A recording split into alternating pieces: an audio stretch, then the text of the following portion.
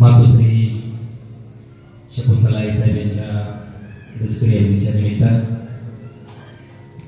आज त्यांना या ठिकाणी भावांजली अर्पण करण्यासाठी जमलेले सर्व लोक मला या ठिकाणी सांगायला खूप आनंद होतो की महाराजांनी अत्यंत चांगल्या तऱ्हेनं आई साहेबांचं जे काही कार्य आहे ते वर्णन केलेलं आहे. म्हणून अनेक लोकांचा असल्यामुळे फार जास्त बोलणार नाही. फक्त प्रसंग सांगतो की त्या दिवशी आई साहेबांचं जाणं झालं. त्या दिवशी माझं गोलेवाडीला कीर्तन होतं. संस्काराचं महाराजांनी सांगितलं.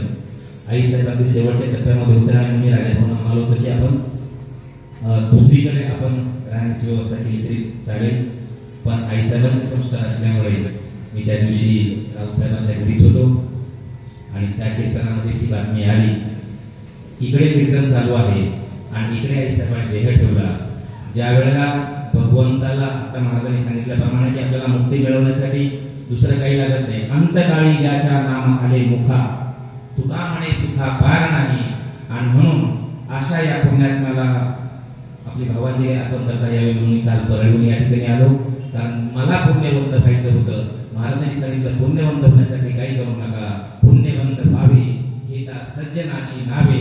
आणि या आई साहेबांच्या या ठिकाणी नाव घेऊन आपण पुण्यवंत व्हावं यासाठी मी परत आलो.